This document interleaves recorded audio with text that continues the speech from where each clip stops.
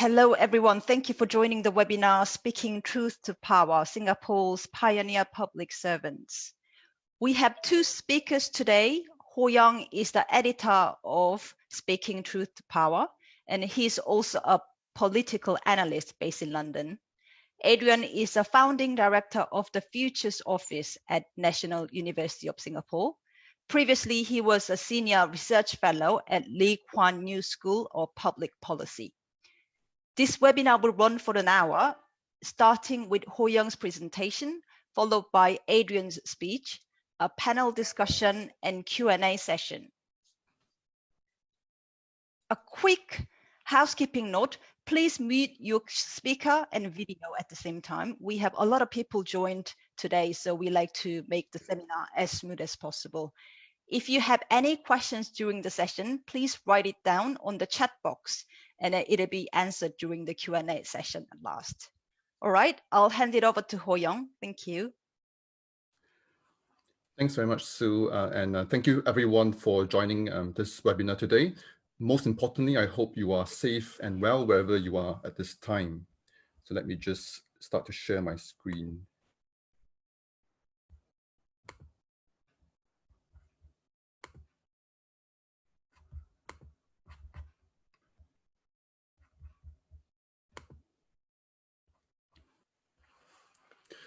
So what does it take to build up a civil service?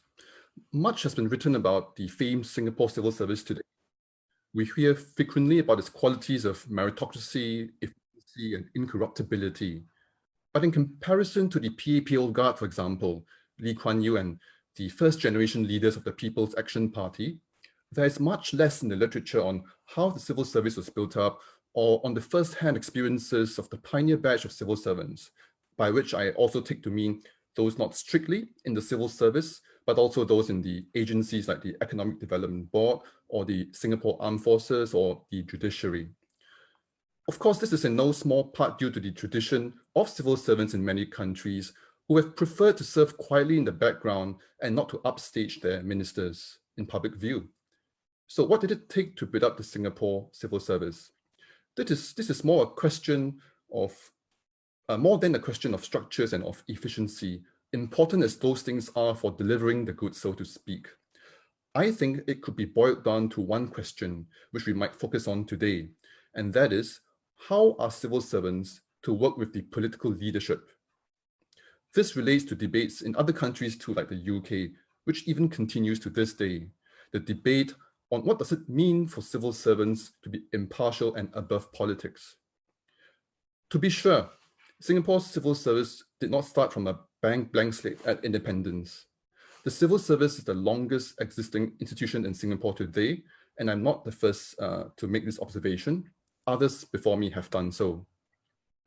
In the prelude to the independence for Singapore, there was the long gradual process of Malayanization, that roadmap towards self-government, which it was felt could only be realized in Singapore if the civil service was adapted to local conditions and staffed as much as possible by local people.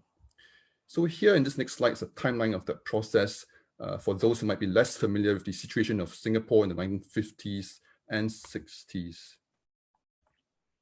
The plan for Malayanization was drawn up by the British colonial authorities in 1946, very soon after World War II. When the Labour Front government in Singapore came to power in 1955, Singapore's first local government, Chief Minister David Marshall applied pressure to speed up the process, having felt that Malayanization was proceeding too slowly. And with the greatest respect to my Dutch friends, I quote Lee Kuan Yew, who gave this speech just weeks after he became Prime Minister in 1959 to an audience of civil servants. And here he says, "We are certainly in a much better position than the Indonesians who were practically without any civil service when they took over from the Dutch. For the Dutch did not believe that the Indonesians should be taught how to govern themselves." I note, of course, that ministries in Singapore, such as that for Foreign Affairs, had to be set up pretty much from scratch suddenly in August 1965, when Singapore separated from Malaysia and became independent. In the chapter in the book on Tommy Koh, for example, he recalls that when he took up the appointment as Singapore's permanent representative to the United Nations in 1960s, the Ministry of Foreign Affairs was just a suite of a few rooms in what was then City Hall. It had no UN division or even a desk officer in charge of the UN. If anything, it should also be pointed out that the qualities of civil service impartiality and meritocracy had been a relatively recent development in the so-called British legacy that was bequeathed to Singapore at independence. In fact, the idea only dates from the Northcote Trevelyan Report of 1854. This was a report that came out to consider the issues of civil service impartiality. Consider, for example, that the Magna Carta in England dates back all the way to 1215. Magna Carta, of course, think, for instance, the ideals and norms of individual liberty, trial by jury, the idea that the monarch is not above the law, and how it outlined Parliament's powers. But a number of the Northcote Trevelyan recommendations were not even implemented in the UK in full until the early 20th century. So the takeaway, I think, is that civil service impartiality was never a given, never a natural order of things, not even for the Rolls-Royce that is the UK civil service, as it is sometimes called. Naturally, Hoe Yeong, I have a quick question. People saying they can't see your screen. I'm sorry to interrupt. Could you share your screen if you are doing presentation file? Yes, I think the screen is showing my slides, but I think it's sort of partially hidden by the videos. No, Hoe Yeong, actually people are seeing a white screen. Okay, let me try. Pardon the glitch. Everyone, sorry about the technical glitch here.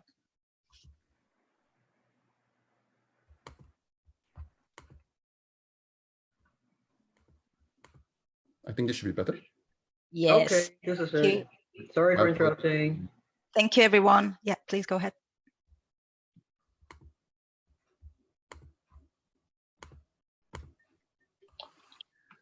So I was talking about the Northcote Trevelyan Report from the UK of 1854. And naturally, that percolated down to the civil service in Singapore.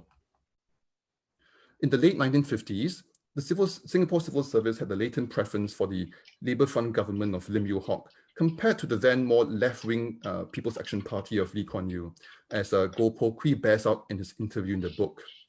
Goh Po Kwee was Assistant Labour Commissioner at that time, dealing with the trade unions, of which there were then left-wing trade unions as well as right-wing ones. Nevertheless, he was careful to treat both fairly and equitably in his frequent negotiations with them on workers' rights, amongst other issues. But when Lee Kuan Yew's PAP came to power, there was a big wave of resignations of the civil servants, especially from the elite administrative service, which sort of betrayed that latent preference that some civil servants had for the old government, the previous government. The political context then also required the PAP to tread carefully with the popular mood, which was quite anti-civil service at the time, between that and the more pragmatic approach of the Lee Kuan Yew group. A confrontation with the civil service ensued. Goh Keng Swee, one of the PAP Old Guard, abolished the civil servants' cost of living allowance, which at $150 was not a small amount in 1959 dollars, but it was not greatly substantial either. What it did, though, was to spark some grievances amongst the civil servants, and it set the tone. The Democratic Socialist PAP, which needed to fulfill its electoral promises on housing, for example, they had an issue with the civil service more laissez-faire colonial mindset, as they put it. And one key solution to this acculturation of the civil servants was to set up the Political Studies Center to sensitize civil servants to local political conditions. There was already the British established staff training school, but its programs were more of a technical nature related directly to the day-to-day work of the civil service. Lee Kuan Yew gave a key speech at the opening of the center in August 1959, from which I quoted earlier. And I want to thank Adrian here for bringing it to my attention. In it, Lee Kuan Yew set out the landscape of then Southeast Asia, with many independent countries passing from the first phase of democratic constitutions into military or even semi-military dictatorships. To prevent this, Lee boiled down to the importance of the civil servants running the machinery of the democratic system, thereby setting out his vision for the relationship between his ministers and the civil servants.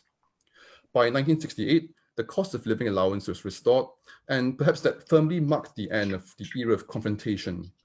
Of course, the wave of resignations in the civil service when the PAP first came to power also had the effect of removing high-level resistance to PAP rule.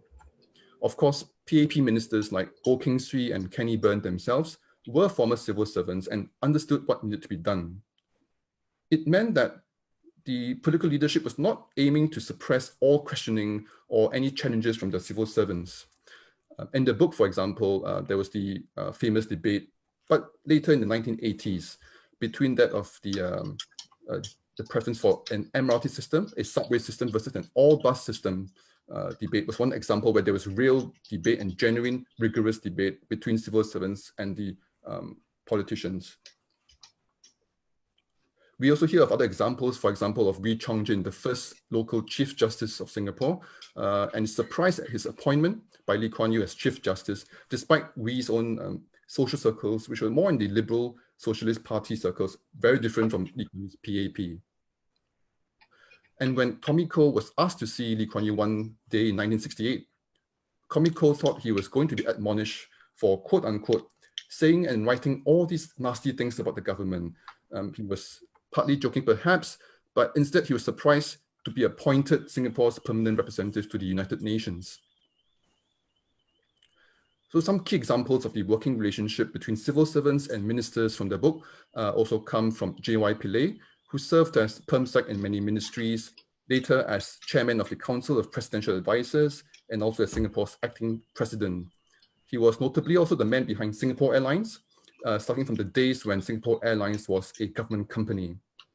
And in explaining the relationship between the PermSec and the minister, especially when it came to issues where there were differences between them, J.Y. Pillay says, and I quote, "In Singapore, the cabinet decides quite firmly on major issues of policy. There can be differences of opinion on the lesser issues of policy, but I don't think the civil servants will get terribly agitated if the ministers takes a different view. The ministers are not wicked people, so they're not going to recommend or decide policies that conflict with the conscience of civil servants." So can we draw any lessons perhaps from Singapore's experience with its civil servants, in particular with what the PAP government did in inheriting that from the British? I think the first perhaps is the idea that if it ain't broke, don't fix it. A lot of the British era civil service structures, from the Public Service Commission, and most importantly, the elite administrative service, the PAP left them intact. Of course, there was the PAP all got sense of history, and this was not because of reasons of economic pragmatism. Belief that rewriting history, rewriting the colonial part of history out of them textbooks was needlessly tumultuous, as they had observed all around them in the region. Also, the idea that civil service impartiality is not a given, as the British experience, the British historical experience of that bears out. Granted, of course, that the UK political context is vastly different from Singapore's. And finally, rather than a fixation on abstract concepts of civil service impartiality, perhaps we should give consideration to the context of the day. In the early years since 1959, the model worked pretty much to deliver much needed economic development, as the Lee Kuan Yew speech of that year lays out his government's justification for that model, that the civil service runs the machinery, is needed to run the machinery of the democratic system, to use his phrase, as seen against the slide into military dictatorships in Pakistan or Burma, Myanmar. What the debate is about, perhaps, is whether developments since the 1950s and 60s would call for a different working model or not. So thank you very much for listening. And perhaps I would now invite Adrian to share his thoughts and responses. Thanks very much, Hoe Yeong. Good evening, everyone from Singapore. It's evening over here in Singapore. First of all, I'd like to thank Hoe Yeong and World Scientific for inviting me to be a discussant for this webinar. Hoe Yeong, thanks for taking us through the evolution of the civil service. It wasn't always smooth. There was trauma along the way, and there were some discontinuities as well.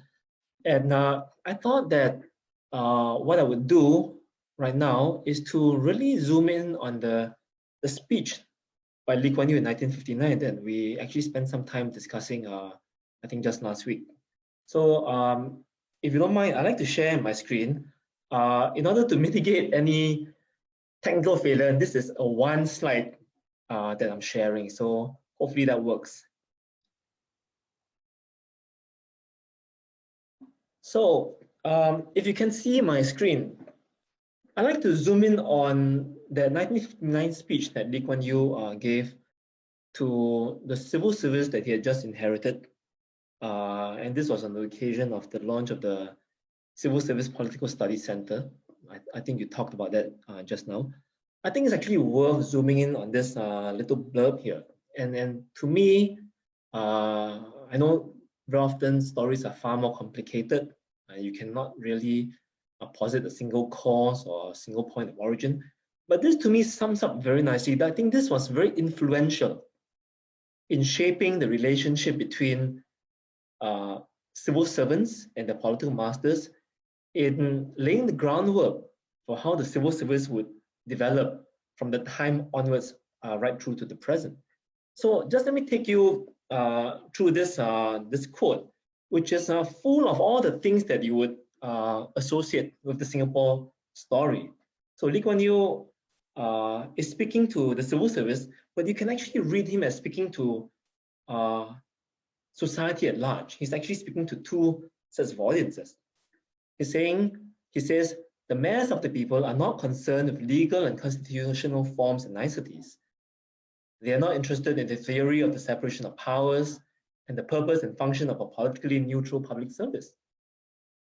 If the future is not better, and I'll just pause here, you can almost imagine in parentheses before the word future, if the material future is not better, either because of the stupidities of elected ministers or the inadequacies of the civil servants, then at the end of the 5-year term, the people are hardly likely to believe either in the party that they have elected or the system that they have inherited.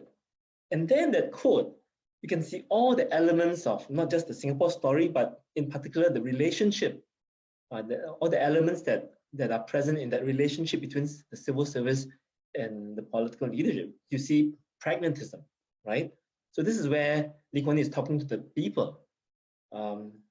He's saying to the people, look, we are just going to deliver to you a better future in material terms, right? And so if you had been around in those early days, if you had followed Lee Kuan Yew around on the campaign trail as my father did during that time, on the soapbox, he never talked in abstractions, not really, right? He never talked about equality, fraternity, and liberty. He never talked about life, liberty, and the pursuit of happiness.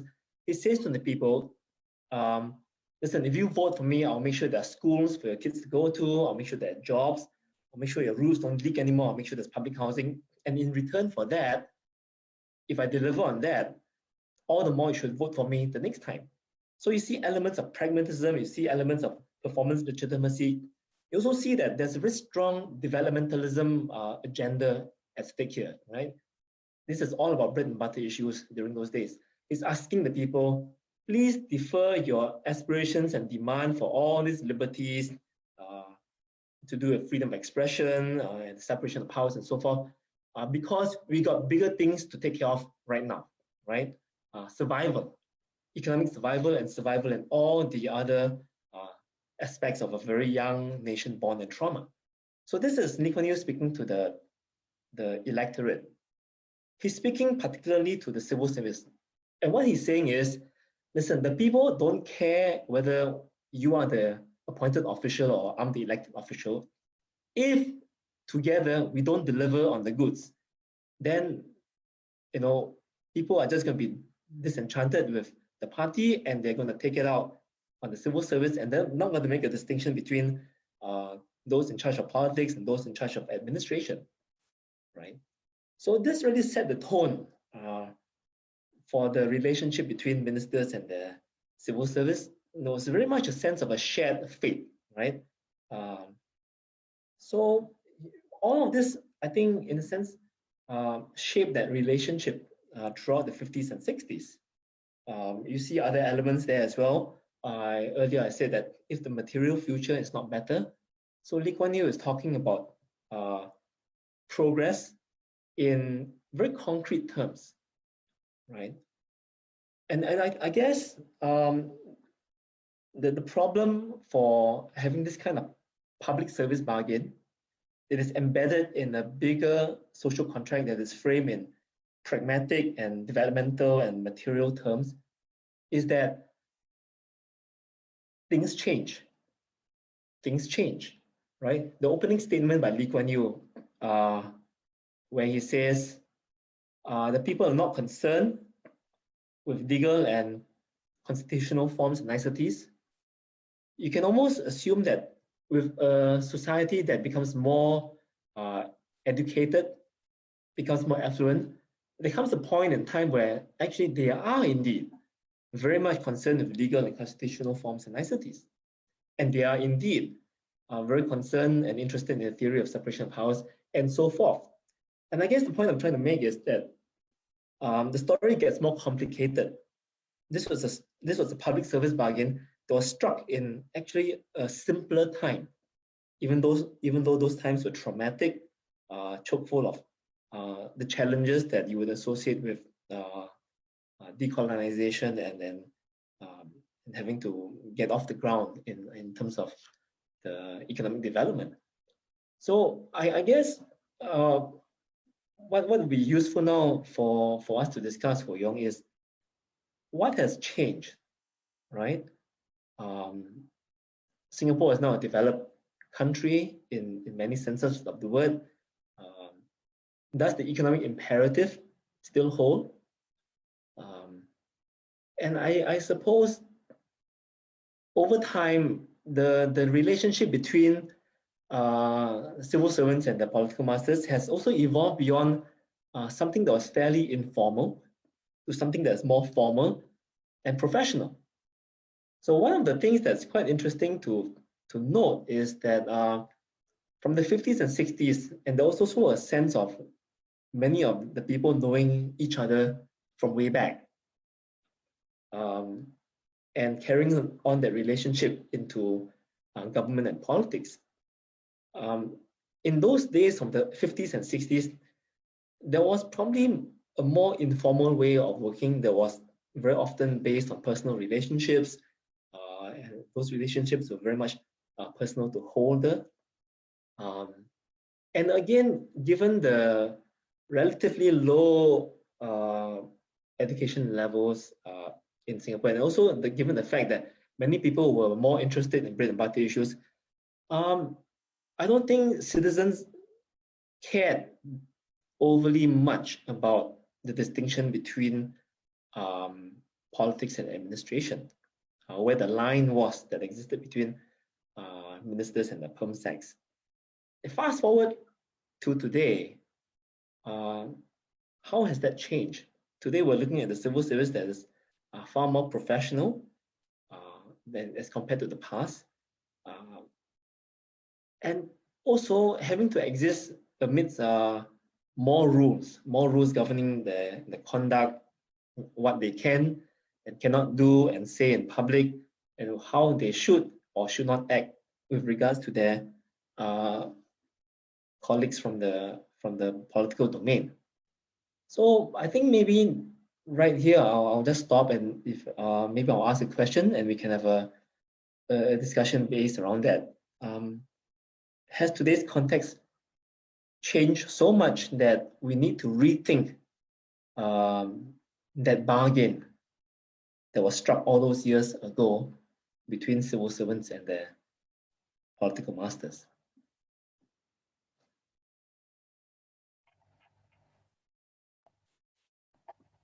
Thanks very much, Adrian. So I think you laid out two issues in your question, which one is about the relationship between civil servants and the politicians, what governs that, and also the issue as to whether things have changed ever since the 1950s and 60s, which is basically things have gotten more complex. And I wonder if I could sort of briefly shift our discussion to the UK situation, right? Obviously different political context, but the system was pretty much what we inherited in Singapore, the Westminster system, if you will.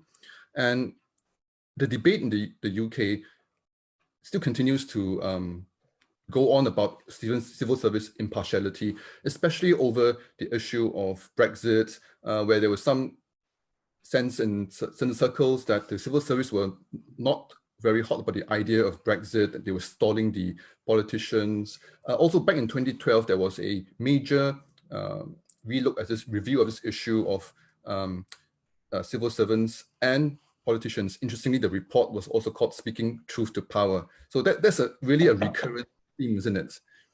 And obviously it shows that that's not set in stone. The relationship is not defined by a piece of statute. It probably shouldn't be, so that it can be reactive. It can react to changes in the environment or to new developments, so it shouldn't be set in stone. So what is it that really governs? Is it norms? Is it a political process even? Because in the UK, already in the from the days of the Tony Blair government, there was the debate on the powers and the role of special advisors, sort of very political figures brought into 10 Downing Street, but sort of as a civil, but were they civil servants or were they political appointees? And that was sort of the blurred line. Has that been desirable for the UK situation in terms of Brexit? Yes, that allowed for stronger debate within the civil service. So I think the jury is out on that, but happy to hear your thoughts, Adrian, perhaps if we could bring it back to the Singapore context. Sure. Singapore has a different set of challenges with regards to that particular relationship between the service and the political masters. When we think about Singapore, the first thing that typically comes to mind is that it is an economic miracle, and it developed. It went from first world to third in spectacular fashion. But what's also noteworthy about the Singapore story is that it has a particular politics has obtained since independence, at least, right? Or if you want to draw it back to 1959, that statement would still be valid as well. You're right that we inherited the system from the UK, but what we inherited has also gone through a different set of challenges as compared to other places that make use and that have employed this Westminster system. And I think one of the challenges that is unique to Singapore is that we have been a one-party state. Rather, let me rephrase that. The government of the day has not changed since day zero. So it always amuses me when I read criticisms of the civil service that it is too responsive to the government, right? To their ministers, or that the civil service is rabidly loyal to the government of the day. And that to me isn't a problem, given the system that we have in place. The civil service is supposed to be rabidly loyal to the government of the day. I think the more important question and the bigger challenge that we need to address is, if there is a change of government, can the civil service be as rabidly loyal to the next government as it has been to the government of the day for the last 50-odd years? I think that's the bigger challenge, simply because it's not tested. If there's a change of government, we truly would be in uncharted territory. We simply don't know how to transition because we've never had to do that. So maybe this is something that's worth unpacking as well. There's of course an upside to this. If the service had been working with one party for the longest time, perhaps there's a certain level of comfort. It speeds things up. Right? There's a certain predictability. You kind of know what each other's agendas are, and it makes for a certain efficiency. Right? We know how each other work. Civil servants know the minister's habits. Ministers know the ethos of the civil service. They know how to make best use of that relationship. But simply because it has been the same government of the day for so long, it also, in a sense, creates a single point of failure. If there's a change of government, and it may not happen for a long time yet, but if it does, do all parties involved know how to react? Do we know how to transition power? What kinds of trust levels, what would happen to the trust that exists between politicians and civil servants? Is that trust personal to holder, personal to the party, personal to the civil service, or is it buttressed by norms that can withstand a change of party? So love to hear your thoughts on that. I think in this regard, Lee Kuan Yew was had the long-term vision enough to be able to entertain the possibility that one day perhaps his PAP may not be in power, right? And if a quote unquote a better set of different leaders or party could guide Singapore better, so he was willing to entertain that. And then the issue would be in the interest of the nation's survival, continued economic progress, would the civil servants be able to work with the new set of political leaders from a different party? There could be an issue of working relationship, as you mentioned, personal styles. It could be something fundamentally deeper in terms of processes, institutions, for example. But then what if that new government that comes in, a new party comes in, is what the PAP often warns of as a profligate government that spends more than it can save, and therefore not desirable from that point of view. And then again, that's where we sort of go back to the UK example, the Brexit example I raised earlier, not to belabor the point, but that the civil servants, I think we can say, by and large, think that Brexit is a bad idea for the British economy. So how do they negotiate then with the European Union, for example? So bring that back to Singapore. If you do have a new government, but the civil servants, given that they're willing to work with the new political masters, would they have the same worldview as the new party, for example, in power?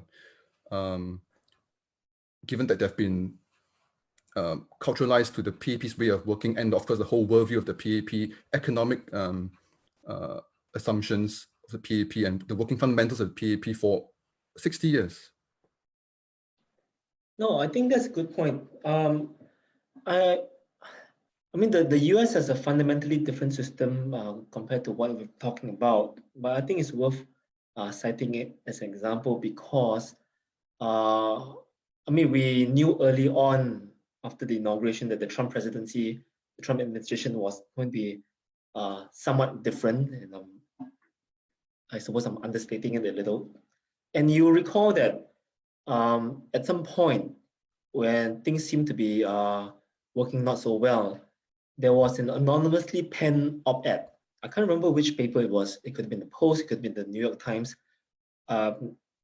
by so-called senior officials within the Trump administration, anonymous, assuring the public, or trying to assure the public that there were adults in the room, that however unpredictable and chaotic the White House under President Trump was going to be, the civil service in that context had their steady hands on the tiller.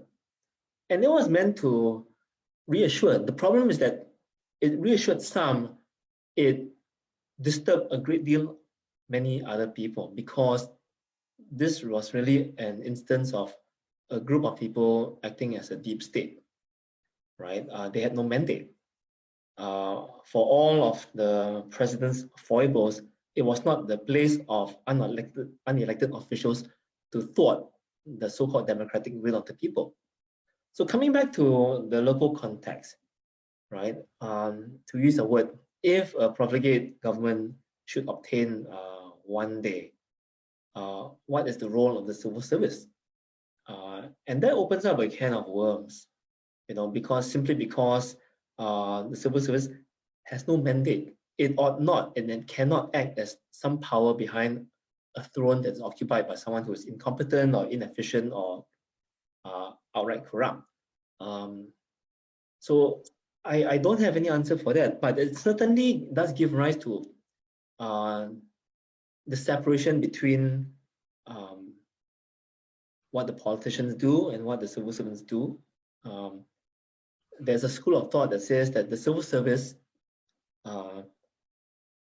should have Singapore's long-term interests at heart, despite parties coming to power and going out of power.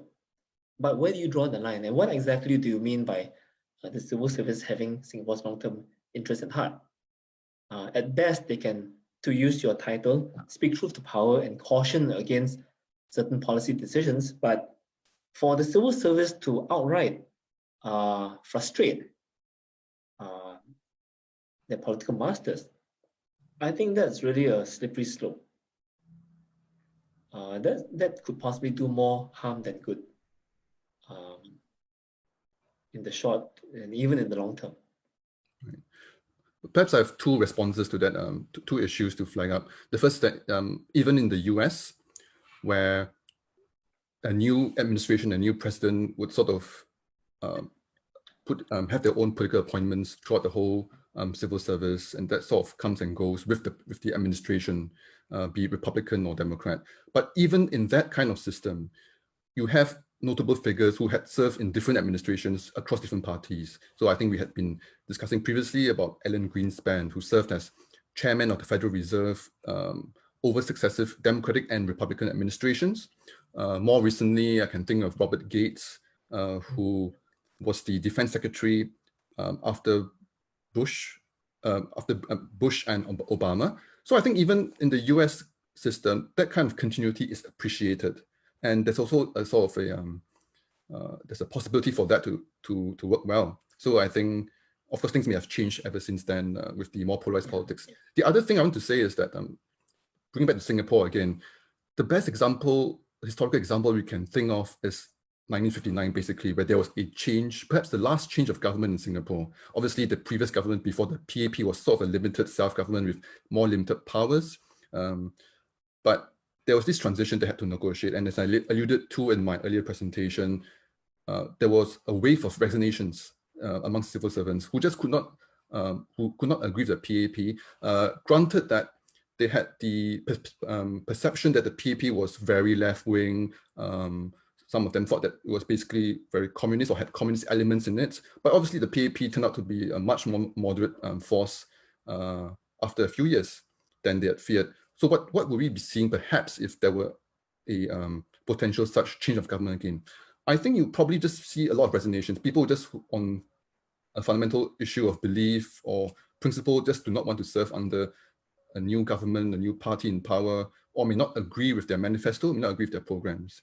And the new party in power would, of course, want to not necessarily co-opt, but to bring the civil service on board its program, obviously, so that it can roll its program smoothly and so on.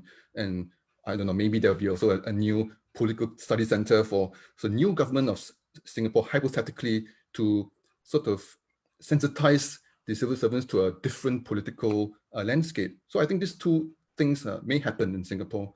It's not out of question. Sure, and I'd like to add to that, because we could possibly be seeing a change in the ethos of what it means to be a civil servant, right? On the one hand, and a conventional reading of what it means to be a civil servant is that the civil servant ought to suspend his or her own normative assumptions, value system while you're on the job. Your job is to serve your minister. Your job is to surface to your minister policy options, and whether you like it or not, it's almost irrelevant.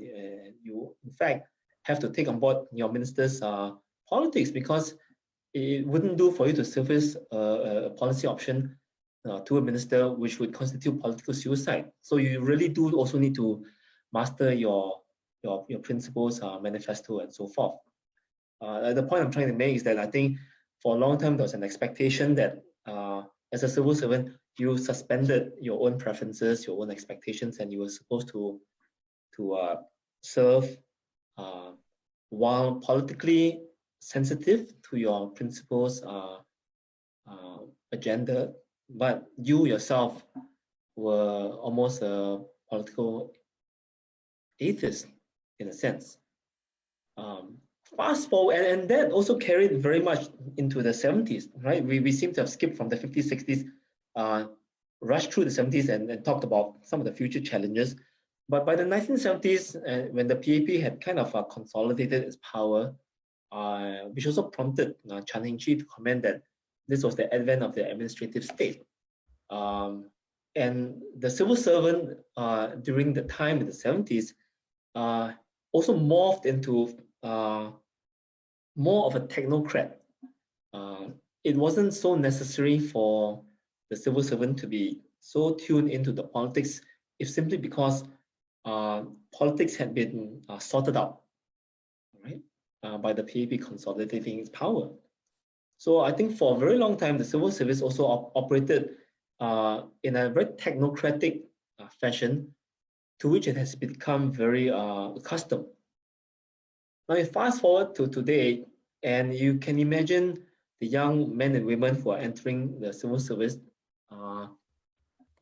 millennials,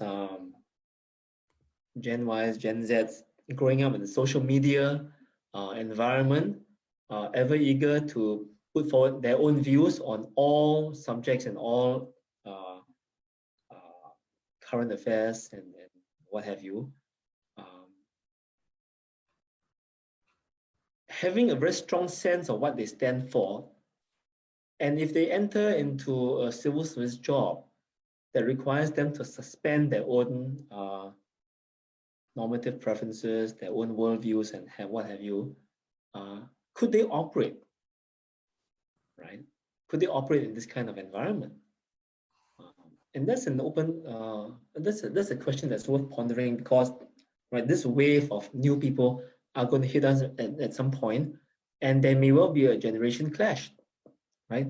Even if not between the senior leadership of the civil service and the political masters, but within the service, directors and deputy secretaries and permanent secretaries who are having to manage a cohort of young people coming in, who will not take kindly to being told they cannot comment on this and they cannot comment on that, and please work on this issue even though you find this personally objectionable.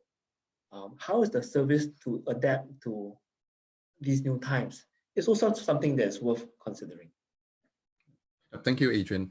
Perhaps we should see if we could respond to some questions from the floor. And here, Zara, I'm wondering if you might want to read out some questions, perhaps. Hi.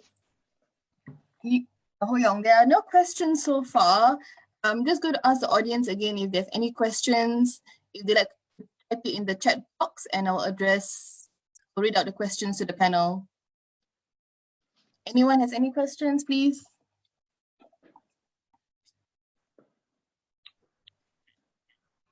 Okay, otherwise I will kick off the Q&A, perhaps to ask the panel a question. So, you know, there's an ongoing crisis now, pandemic that we're going through, and a lot of the challenges that we're facing today, which is very different from what our pioneer leaders had to go through.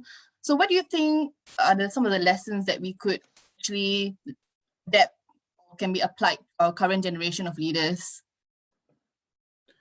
I think in a situation of crisis, obviously there'll be more of a return to the situation, I think, of the early days in Singapore, where it was not the time to question the abstract ideals of impartiality, however defined, and really just getting to solving the problem, getting things done. Adrian, maybe? No, you're absolutely right. I mean, I consider the Singapore story, consider Singapore as a nation state. In a sense, we are the crisis state par excellence. If there's one thing that we do very, very well, it is how to manage a crisis. Yes, granted, there was a drop ball, in the words of one senior diplomat, in how we handled the pandemic, or how we managed guest worker dormitories that led to an outbreak of the pandemic in those dormitories.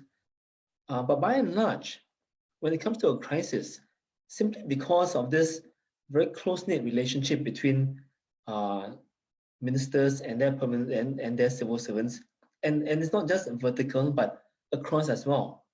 Over the years, the different ministries have gotten rather good at coordinating during crisis, and so it is precisely in the crisis where the efficiencies, right, that you associate that come out of this very close relationship really come out to the fore.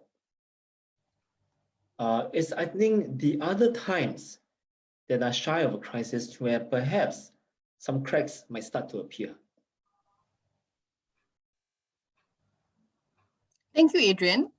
I see that we've got a question from the audience. And the question is, do you see the civil service taking in a more active role in preparing for a leadership transition, similar to how they prepare a shadow agenda just before elections for the opposition in Australia? I'm not familiar with the Australian example, so I probably may leave to Adrian comment on that. But I can cite something perhaps from the British example, which was that in 2010, you had a coalition government in the UK for the first time in a long while. Well, there was the Churchill coalition, but it's something a bit different. And what you had was the two parties in the UK, the Liberal Democrats and the Conservatives, sort of finding their way around the norms and the practices and to find out how they get this thing going, coalition government, which is quite foreign to the idea of a Westminster-style parliament system. And what you had basically was the cabinet secretary, the most powerful civil servant in the UK, guiding along the politicians to come to a deal. And this was very tricky, obviously, because how do you differentiate the party stance in the campaigning mode compared to the governing mode? Obviously, when you have a coalition government, which was not sort of worked out before in the campaign, right? They only came together in the coalition after the election results came out. They had to make compromises, obviously. And the civil servants in that regard played quite a large role to help the politicians coming together. So I think that's an additional role that the civil servants played. Is it out of bounds of their responsibilities? I wouldn't think so if the ultimate goal is to have smooth functioning of the whole system. Yeah, no, I'll just add on to that. I think it's a very good idea. Of course, this, like I said earlier, brings us into uncharted territory. But I think it's something worth both the politicians and the civil servants thinking through. Singapore, I think, rightly enjoys a reputation globally for its long-term thinking, for its foresight, and I think as a matter of prudence, it's also worth planning for this particular contingency. How do you hand over power? How do you brief an incoming party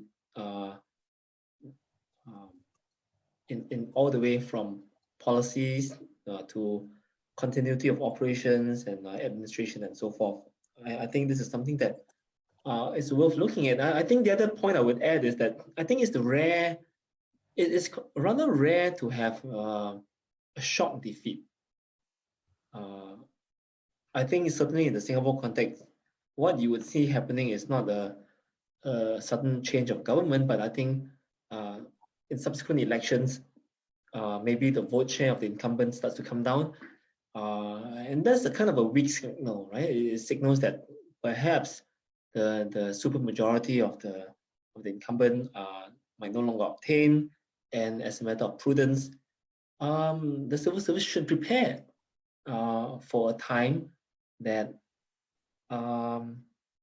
there's a change of power. And just sharing an anecdote from someone I spoke to who's a civil servant in the Israeli system. Israeli politics is extremely fractious, and governments change very frequently. And my friend was actually asked by his principal, who's the prime minister, and he was told to go out and cultivate all the other political parties out there, because you never know. And in his PM's words, you never know when I'm going to be booted off office, and for the sake of continuity, it's useful for you to know all the other people in the system who might end up being your boss, so that there's at least continuity. But that's coming from a system that's accustomed to changes of government. We're not that system. So how we proceed forward, that's an open question. But I think what we should do now, and what our bureaucrats and what the different politicians should do now, is to think through how, in the event of a change of government, we can effect that seamlessly so that there's not too much disruption.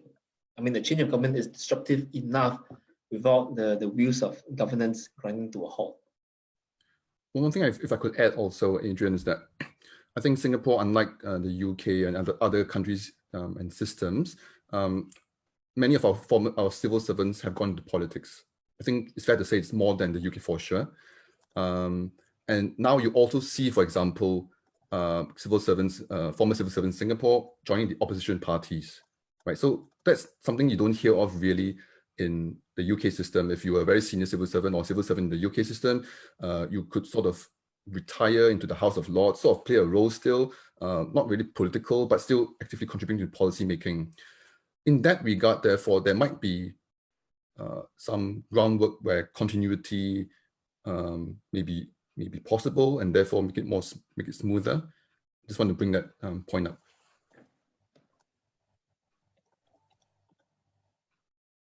Thanks, Hoe Yeong. We have one more question from Sean. He asks, do you think the civil service would be handicapped in its long-term planning if our political system evolves into a two-party system? Whether our our civil service will be handicapped if it evolves into a two-party system. Yes. If you look to other examples around the world which have the kind of situations to deal with, then you would definitely see more, not disputes, but less congenial relationship between the civil servants as a whole and the political leaders of the day. Because obviously, if you have a firmly established two-party system, you have basically two sort of equal camps of politicians who would have had some time maybe to serve with the civil service. So that sort of breeds a whole different set of relationships between the politicians and the civil servants, and they sort of maybe mesh together. So it gets a bit more complicated than the more straightforward situation we have in Singapore today. Oh, thanks, Sean, for that question. Singapore has been able to do a lot of long-term planning simply because, again, there's been no change of government.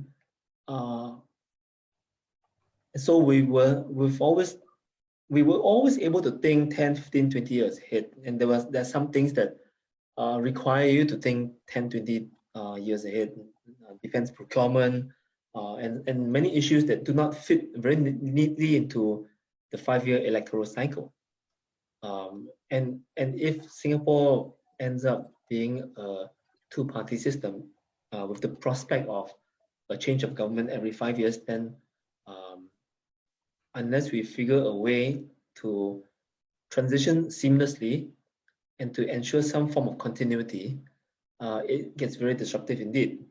Now, even though there's a change of government, it is not the case that all of the previous government's policies are chucked out the window, all programs terminated. There are, of course, some things that continue.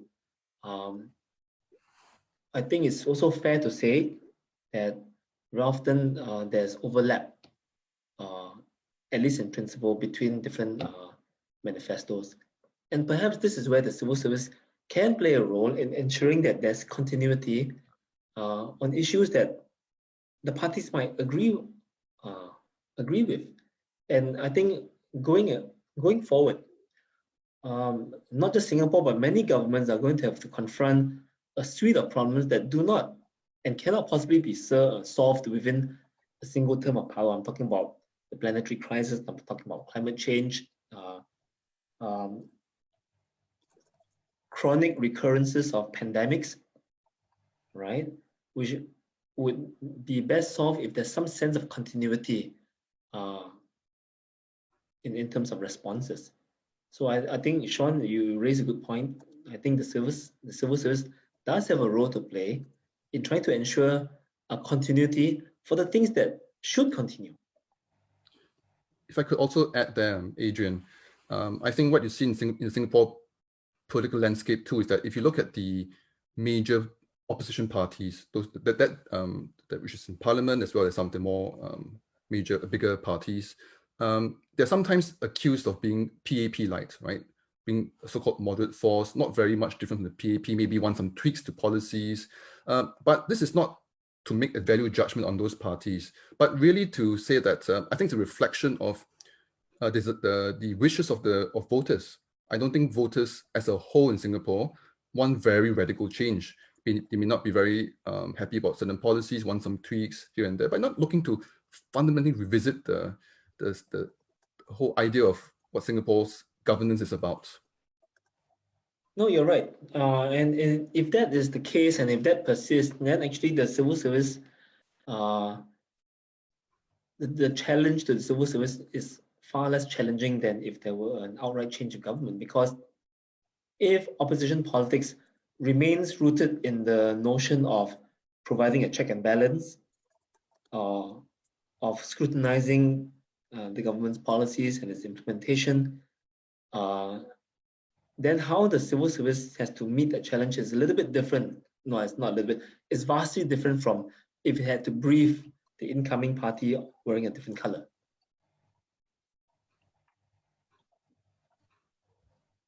Thank you, Adrian and Hoe Yeong, for the insightful discussion.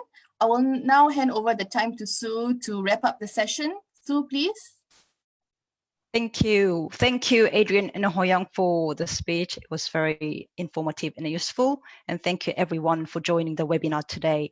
As you can see, Speaking Truth to Power is available with 40% discount price on our World Scientific website now. This discount code appears on the screen in the chat room as well. The book has extensive examples of real case studies from the key pioneer public servants in the past, and it also addresses how to build a world-class public service, civil service. Please have a look if you're interested. Again, thank you very much for your time today joining us, and then we hope to see you again in one of our next events in the future. Thank you very much. Thank you all. Thank you very much. Thank you, everyone. Thank you. Thank you. Goodbye. Goodbye.